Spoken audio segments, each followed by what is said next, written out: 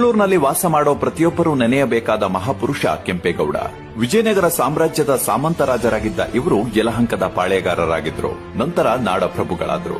ಹಂಪಿಯ ಬೆರಗು ವಿಜಯನಗರ ವೈಭವವನ್ನ ಮನಸ್ಸಲ್ಲಿಟ್ಟುಕೊಂಡು ನಮ್ಮೂರು ಹಿಂಗೆ ಇರಬೇಕು ಅಂತ ಬೆಂಗಳೂರಿನ ಆರ್ಕಿಟೆಕ್ಟ್ ಆಗಿದ್ದ ಪುಣ್ಯಾತ್ಮರೇ ಇವರು. ಗೌಡ್ರ ಅಂದಿನ ದೂರದೃಷ್ಟಿ ಫಲವೇ ಇಂದು ಜಗತ್ತಿನ ಚುಂಬಕ ನಗರವಾಗಿ ಬೆಂಗಳೂರು ಬೆಳೆದಿರೋದು. ಅಂಥದ್ದೇನು ಮಾಡಿದ್ರು ಗೌಡ್ರು ಅಂತೀರಾ? ಹೇಳ್ತೀವಿ ಕೇಳಿ. ಕೆಂಪೇಗೌಡರ ನಗರ ಕಲ್ಪನೆ ಬಹಳ ಶ್ರೀಮಂತವಾದದ್ದು. ವ್ಯವಹಾರ, ಧರ್ಮ, ನೆಮ್ಮದಿ ಎಲ್ಲವೂ ಅಲ್ಲಿರ್ಬೇಕು ಅಂತ ಬಯಸಿದ್ರು.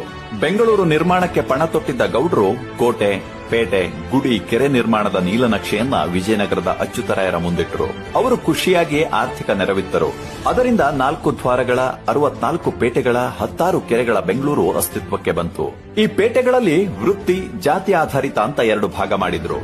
ಅಕ್ಕಿಪೇಟೆ, ಕುಂಬಾರ್ಪೇಟೆ, ರಾಗಿಪೇಟೆ, ಮನವರ್ತಪೇಟೆ, ಬಿನ್ನಿಪೇಟೆ, ಹೀಗೆ ಹಲವಾರು ಪೇಟೆಗಳ ಉಗಮವಾದವು. ಅಂದ್ರೆ ಸುಮಾರು 500 ವರ್ಷಗಳ ಹಿಂದೆಯೇ ವ್ಯಾಪಾರ ವಹಿವಾಟು, ಅದರಿಂದ ಬರುವ ಆದಾಯದಿಂದ ಸುಭಿಕ್ಷ ನಾಡನ ಕಟ್ಟಿದ್ರು. ಕೋಟೆ ನಿರ್ಮಾಣ ಸಂದರ್ಭದಲ್ಲಿ ಅಡೆತಡೆ ಎದುರಾದಾಗ ಸೊಸೆ ಲಕ್ಷ್ಮೀದೇವಿಯವರು ಪ್ರಾಣಾರ್ಪಣೆ ಮಾಡಿದ್ರಂತೆ. ಅಬ್ಬಾ, ಎಂಥ ತ್ಯಾಗರಿ!